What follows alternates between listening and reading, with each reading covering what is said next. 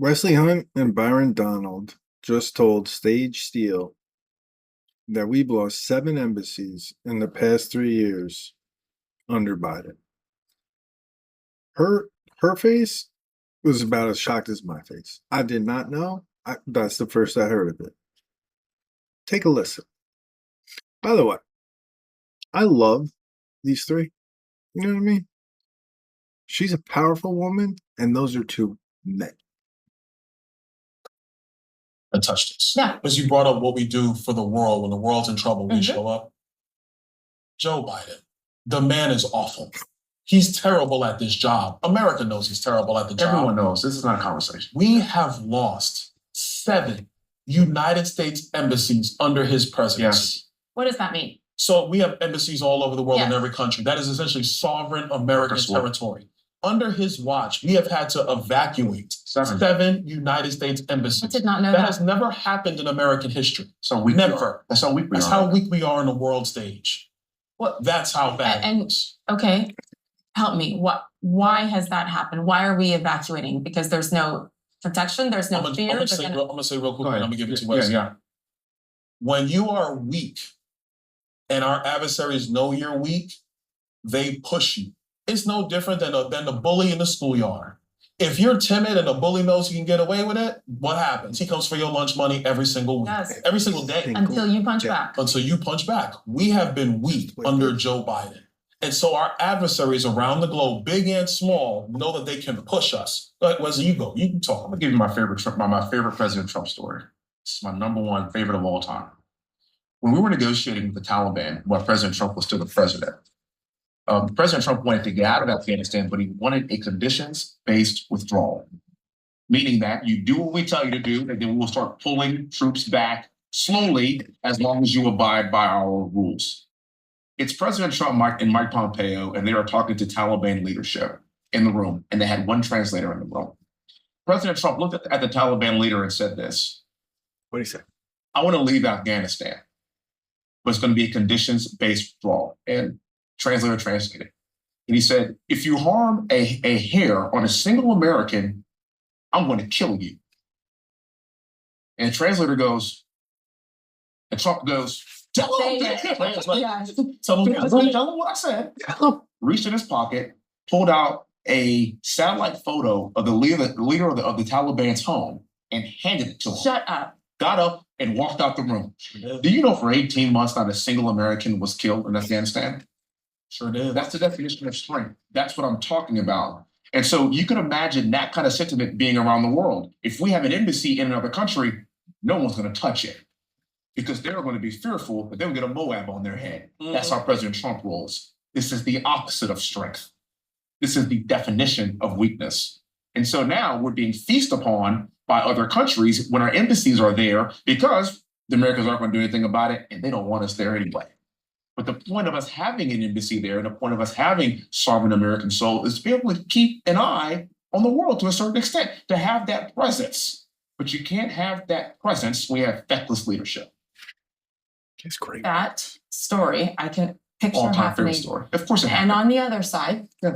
I interviewed President Biden a month after he took office. He was fine during the interview.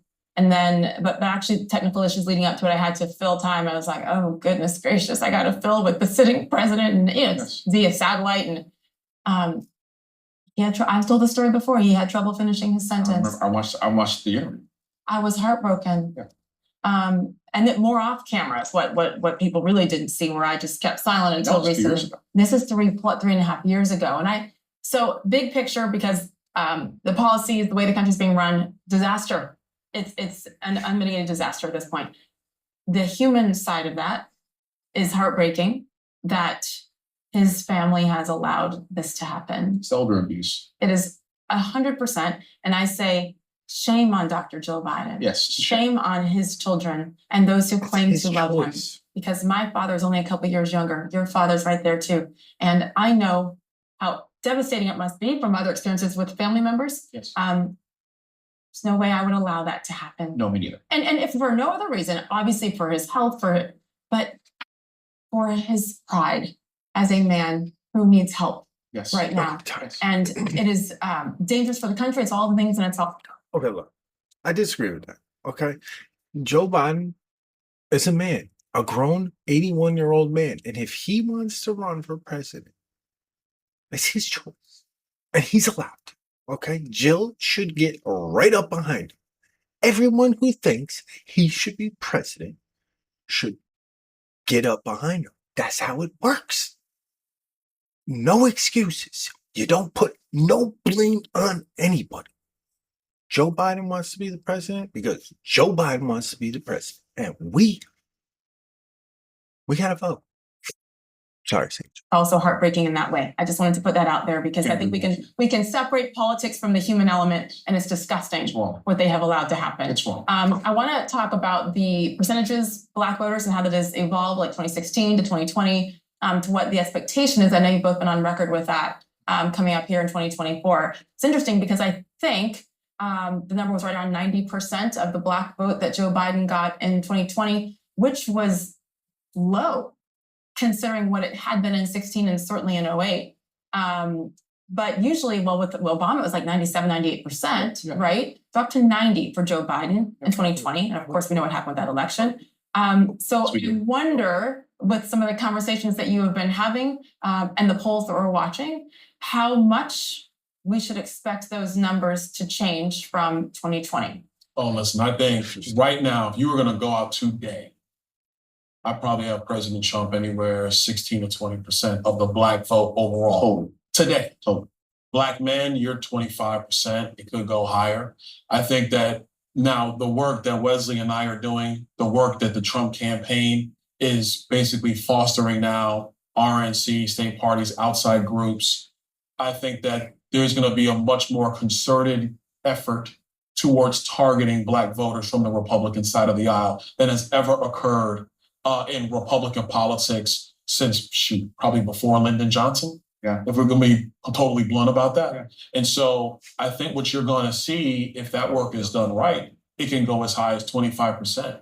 Because I said at the top, Black people are sick and tired of being sick and tired. Yeah. And then the other thing is, what they're also sick of is the same old speeches coming every 4 years. Yeah. And now you have our contemporaries and younger who their age isn't really the 80s and what happened in the LA riots and all that stuff. That's Right. not their worldview. Their worldview is 2000 America, 2010 America, and now. Yeah. They're 21st century Black voters. And that's why if you look at the polling, young Black voters, Joe Biden is hemorrhaging young Black voters. It's older Black voters who are being loyal to the Democrat Party. It's Black voters under, right? it's the Claibornes. It's just, yeah. And listen, Hey, I get you're it, right. I get it, it's what it is. I get it. Black voters under get it. 50, they're looking, they're like, nah, I'm not with this anymore. Because they're seeing the reality. You said all the disasters. This is why I call him the master of disaster. He's the master of disaster. Everything has gone wrong. Listen, I challenge any Democrat. Challenge them. Name a topic. Name me something that's going right. I'll wait. That's what I'm I patient. said. I know. I'll look at my watch I got all day. Ice cream flavors. He's been positive for ice cream. That's it. Man, chill out. Man, everybody loves ice cream no matter what he That's likes. that's not before. He might be good for Ray-Bans. I'm better. Bad. No, he's bad. No, I'm better. and I I'm got- better. though. You and I. I'm better. though. You and I got a big. I'm better for Ray-Bans. Yes, you are. I agree. You got me. The The demographic needs to evolve. That's what Ray-Ban wants. I know. Yeah, you don't want Ray-Ban. No, they're past. Yeah, They're yeah, past. But look, at the end of the day, it can go. I think the ceiling is 30%. That's why Agreed. Yeah. to get from 18 to 30 is work, effort, focus, diligence, Turn out. turning people out, and then not just doing what do we call it? When they do like women for this and Black people for this. I forget what the political term is. There's a political term they call for it. It's about relationships, building these relationships. And you start doing that work now, your ceiling is 30%. You just look at polling, your ceiling's 20%.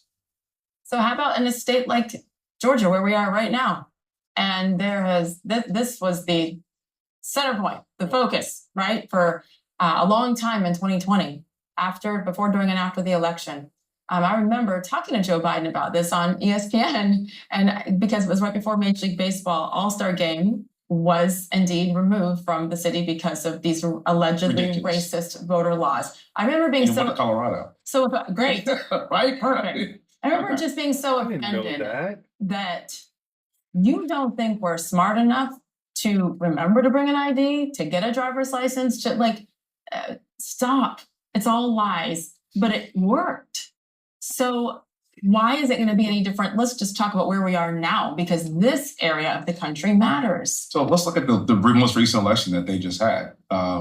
You had Kemp versus Abrams. Kemp, white guy, beat the black woman. Just below them was Warnock and Herschel Walker. Yeah. Warnock won. Yeah. So wait a minute. Let's think about this. So that's because black men predominantly looked at Stacey Abrams and said, we don't want that. We'll take the white guy because he's better and more qualified to be the governor. Same year, right below that, but you have two black guys, one Democrat, one Republican. The black Democrat won, and I would argue that Herschel may have had a few issues there, but it was very, very tight. It was close, despite the fact that the campaign, the things that came out towards the end of that campaign were the timing was perfect by the Democrats to get that out, and it worked. It worked. It Yes. worked. They used their tactics, and it worked. And it worked. But what I'm talking about is a highly informed voter bloc. Right. And that's what Georgia is. So now let's have a little bit of an experiment now. So you now have Biden versus Trump in Georgia. Well, guess what? This is not even a demographic problem. They're both white guys. They're going to pick the Republican.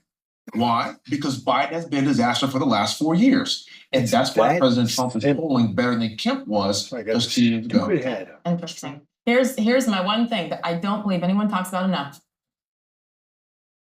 Sorry.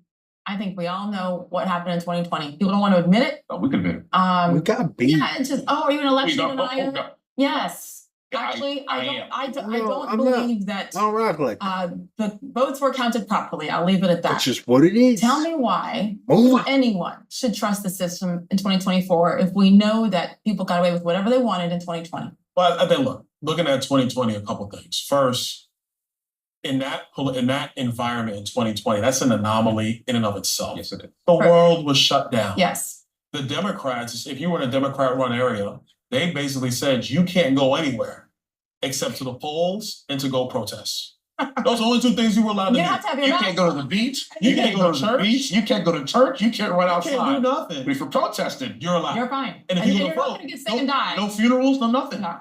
And if you're gonna vote, you good. You can vote, you can go protest, you can't go to the hospitals to see your loved ones. You just say you can't have funerals. Your kids can't go to school. So you have an environment where now people are just back to normal life. There's so many other things happening. I actually think that voter turnout overall is gonna be a little bit lower in this election than in 2020. But that's what I think. Really? We'll see what happens. I think number two is the Democrats, they went into every key jurisdiction and they sued to change election procedure. Yes. Well, we don't have to really Weeks before before the election. Weeks before, they just said, it's like you're playing a Super Bowl Know that. and one coach comes out at halftime and goes to the referees and says, hey man, I don't like the way they're jamming my receivers. Just stop that. Just, if they hit them, you gotta throw the flag immediately. And they tell one coach and not the other. That's what happened in 2020. They just literally changed the election procedures through the judicial system. Or you had local agencies just say, we know this is what we're supposed to do, but because of COVID, we're gonna do this. Completely changing the rules of how you govern elections. Those are the two key things that happen. And of course, what happens in a lot of areas when people are just sitting around, absentee ballots are going out ad nauseum, no requests, no checks. Then you have outside groups going to harvest those ballots to the tens of thousands, to the millions. When you look at the entirety of the country, that's how you get a Joe Biden with 81 million votes. He ain't getting 81 million votes again. There's no I way. don't see it. And then No way. we're watching, we're hip to the game, we're paying attention, we are investing in this. And I want to tell you why you're not crazy to think that the election was stolen. If you mean to tell me that in the last election, Joe Biden had 81 million votes, President Trump got about 76 million votes. So let's just say that's 156 million votes.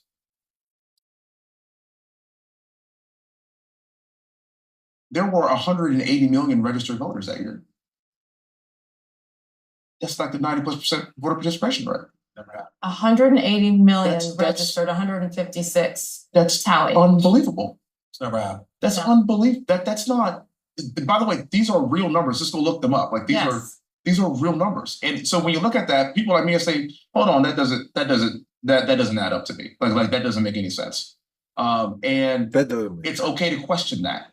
Now that There's we have, videos. We saw the videos. we saw the videos. Like Well, we saw the ballot harvest. Oh, the drop boxes? The Yes. drop boxes, and it kept coming out, and the tens of thousands of dead people that somehow voted. I'm giving you the wrong number. No, it was 156 and 161 million registered voters. That's what the 156. number. So there's only a 5 million You vote are correct. person You are difference, correct. So it was like a 95% voter participation rate that year. 95%. which is impossible. And these are real numbers. Not 180, it was 161. Yes. Which is impossible. Yeah, that's my point, though. They have perfected the game. Yeah.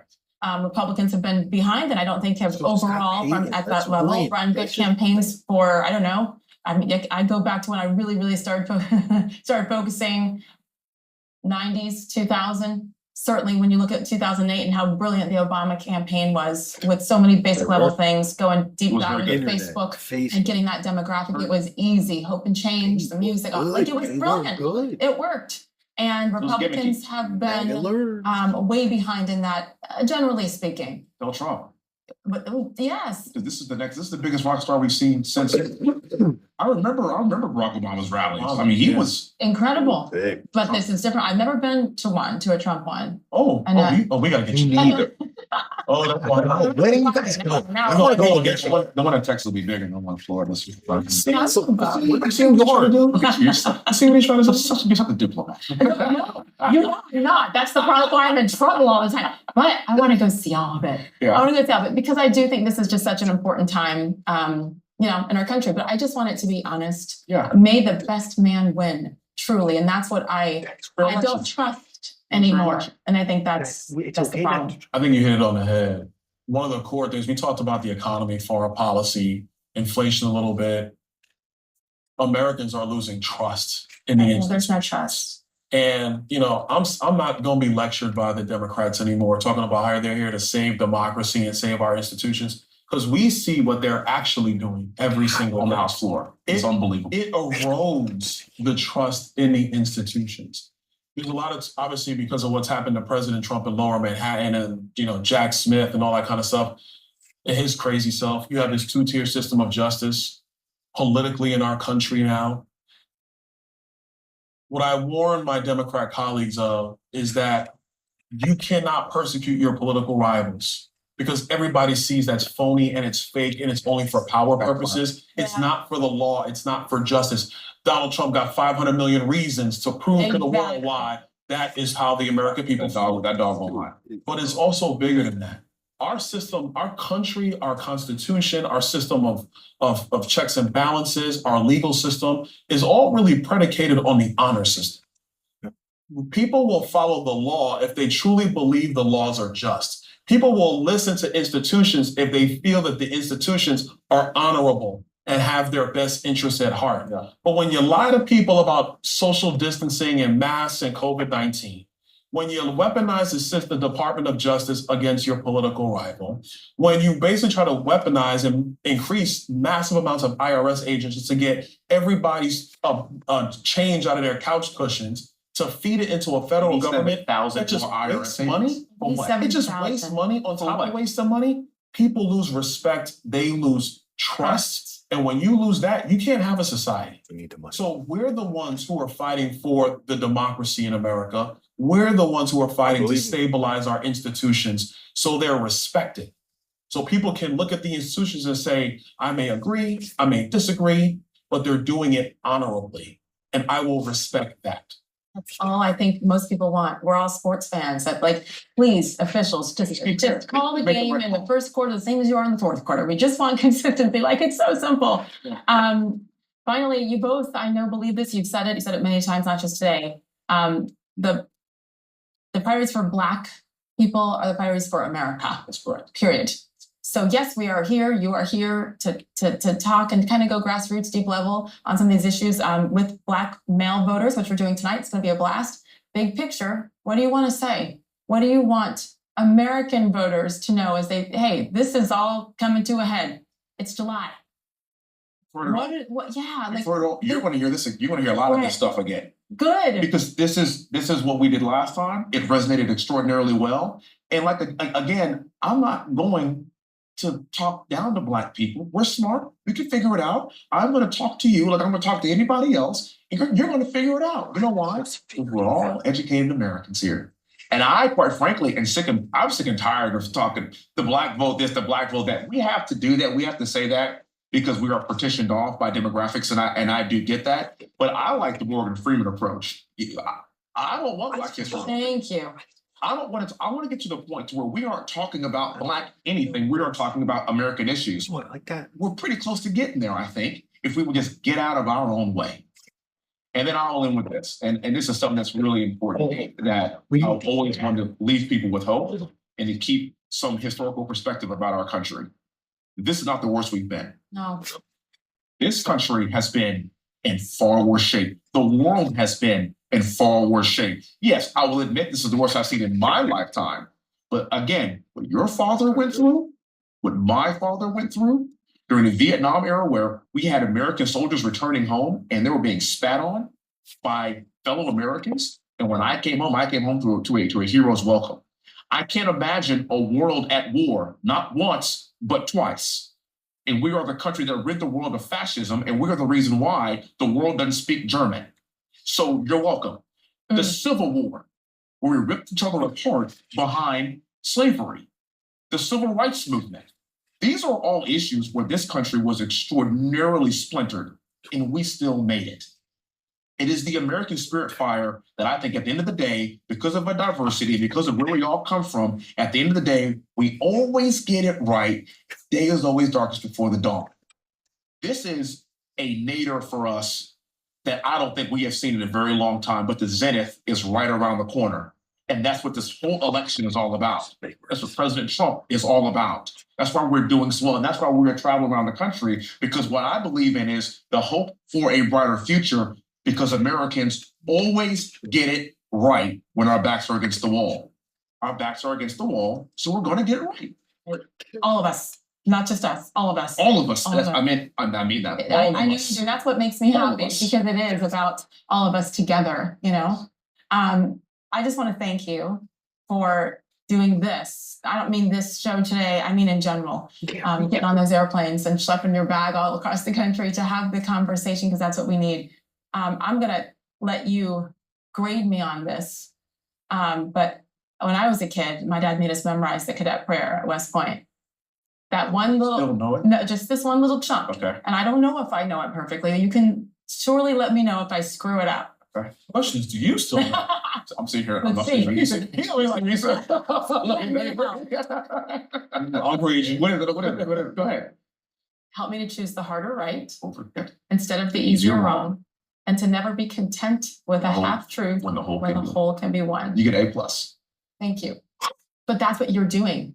Yeah, You I'll are get A. choosing A+. the harder right Oh, by these are- being here, by talking about it, by being okay when you get in those tough conversations, when you get canceled, when you get all the things, when you lose endorsements, when you lose it all. It's Friends, the harder family. right. I've lost friends, family. Yeah. I understand. Yes, it's the harder right, and you two are Don't doing try, it. girl. One of two of four. 4 in the Four. house. 2 or 4 in the house, yeah. Libra. Need more. We're going to get And that's because that's America. That's what America looks like. America doesn't look. Okay. Did you hear what they just said? We need more men like them. We only got 4. Okay. Republicans. We need people. We need to vote for men like that. Sage, thank you.